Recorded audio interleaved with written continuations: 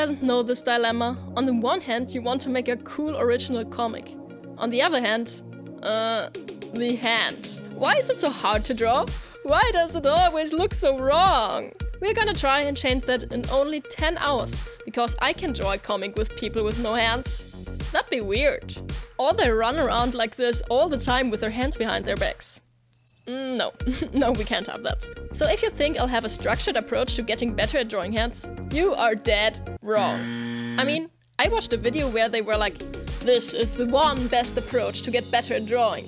So yeah, we're trying that here. With Death Note as a reference because I love L. The concept is to first trace the art and then try to redraw it blindly. Put it on top of the original, use transformations to fix it, and I can't really remember all of it anymore. Long story short, the idea was to practice drawing something, then learn from your mistakes and ideally redraw the same thing 10 times. While I appreciate learning from my mistakes, I despise repetitiveness. So I thought, okay, what if I keep studying this hand for over an hour? Will I be able to draw the best finger pistol from just this one angle in the end? Will I become a Japanese kung fu guru teaching generations to come how to master the transcending experience of perfecting the finger pistol from just this one angle?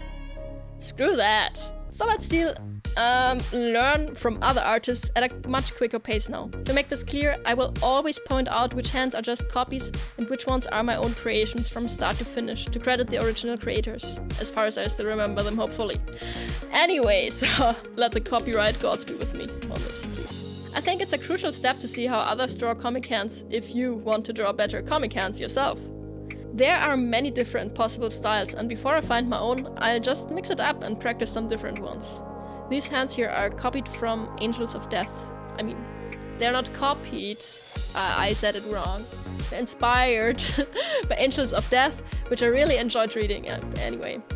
These hands are pretty simple, with no fingernails, much in contrast to the very realistic style of Death Note. They're rather beginner-friendly to learn from, and I also quite enjoy the art style. Now it's time to get some first-hand experience from real life. I went to the park and bought some prop, specifically a photo of my hand holding ice cream, just to get the position of a hand holding a cone-like item right. So, pretending my desire for ice cream wasn't the main motivation for this hand drawing endeavor, let's just assume this action was well planned and made a lot of sense to do next. I snapped a pic of my hand holding the ice cream and started tracing it. Then I wanted to try real blind drawing. Like, not with my eyes closed, but you know, because in my opinion I'm quite good at drawing from reference. But the real challenge is to come up with a hand position without looking at another comic or my own hand in the process. That is the skill I need to learn to intuitively draw decent hands from memory and intuition. So I tried to memorize how this hand was positioned and attempted to redraw it. I did the same thing with a slightly more complicated hand pose, and oddly enough, it almost felt easier because it had more visible details to it. Because this approach felt the most effective, I continued being inspired by other artists' hands. This time I used Angels of Death, Realiana, Penelope, and some others probably. Also How to Draw Manga by Crilley. He was a big inspiration, especially when I was a teenager for me. So, I hope that's all references. There's one area of my line work I'm still really struggling with: my searching lines. I can't just draw the one perfect line. I attempt to get closer and closer with my lines until I'm happy. While there's nothing wrong with that for sketches, it's not very desirable for final outlines. I also want to get better at drawing the right line the first time, so I can draw more confidently overall. So I started a no undo and no eraser policy, and ouch. It hurt at first. But I did get a lot better over time, I feel like.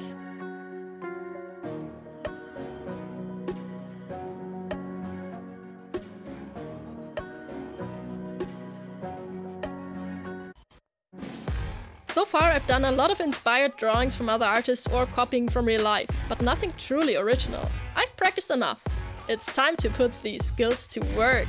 Solving problems and drawing our own comic hands is also a skill we need to practice. Copying alone won't cut it, although in my opinion it's just a teeny bit more important than drawing your own creations when you're starting out, at least. If you didn't know, I'm doing a series where I'm drawing a comic together with you, my audience. You get to decide on crazy things like character designs or the story. Here are the 2 characters we've already decided on. We're still at the start of this journey, so hop on if you're interested. Last time you decided on this fiery villain. He's very hot-headed, so I imagine he gets annoyed very easily. Let's draw him with hands that look like he's barely able to contain himself.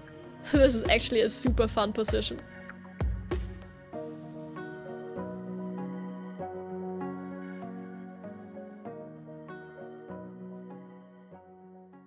Now to our shy, still nameless heroine of our comic. Very appropriately, we'll give her a candle in her hands. Maybe she's going on a spiritual journey. It makes sense, since in our comic, people can transform into their spirit animals. It's going to be some fantasy shtick, but I don't know the details yet. That's something for the next video. I drew a variation of her hand pose, but the original kind of looks better. Or does it? I'm not sure. We've achieved some pretty good results already, but the 10 hours aren't over yet, so let's see if we can take our hand drawing skills to the next level. In the end, I'll demonstrate our progress in a final artwork featuring both of our characters, like in the same frame. I sat in my bed, drawing my own hand, no erase, no undo. It was going well, but I figured I'd learn even more if I drew the same hand in a cartoonized version afterwards, following the same steps I'd go through if I were creating this hand position from my imagination.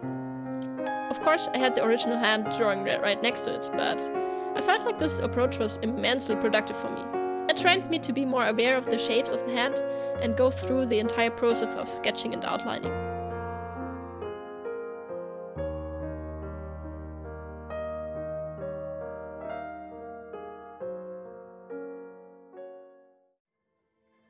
It might come as a shocker, but I didn't draw all those hands in one day. It was over the course of maybe 3 weeks, working on it off, so the final day had come. To get into the groove, I started with half an hour of warming up by copying inspired hand drawings from other artists, before the great challenge. In the last hour, I'm going to put everything I've learned into the previous 9 hours into practice. I'll create an artwork featuring both of my characters, which means a total of 4 hands, all in different positions. 3 weeks ago, I wouldn't even have dared to draw one hand. Or maybe I would have, but it would have looked like this. Now, let's see how much I've improved. You might wonder, why am I not using the last hour for practice and then testing my skills afterward? Well, as I explained before, this is practice too, and it's the ultimate test at the same time. I'm drawing a scene that could very well happen in our comic, at least in the very beginning. Of course, our characters have to grow, and maybe later our heroine will get the confidence to stand up to him, or gain the skills to run away. Only the future, and you can tell. Composition-wise, it makes more sense if she uses this hand to weakly put it as a shield between herself and Mr. Anger Issues. I know the idea was to be able to draw these hands without a reference, and I tried it first, but dang. The hand is the only thing you actually have no excuse to draw badly, because you can always look at it. I'm also the kind of artist who always has to check, is the thumb on the right or the left side of this hand? So, in the end, why make things harder for yourself? You have 2 hands, why not use one for drawing and one for reference? So I started using my hands as a reference for this drawing, and I don't regret it. I think if you make the same poses as your characters, things just make so much more sense. Like this fist heading downward to its target, for example. So, was all the work in vain when I could have always just copied my own hand? Well, yes. Well, I'm kidding. In my opinion, no. No. In my opinion, no. Because I gained so much more practice and confidence in my hands. I was afraid in the beginning that drawing hands for 10 hours straight could be repetitive, but in fact, I pretty much enjoyed it. Because let's face it, hands are hard. And here, hot take, that's what makes them fun. They're a challenge. They still are for me, but one I enjoy tackling a lot more than I did 3 weeks ago. So go draw hands, my friends. Oh, that rhymed. And suggest what I should practice next. I'll make a poll for you. Look at my comment to participate.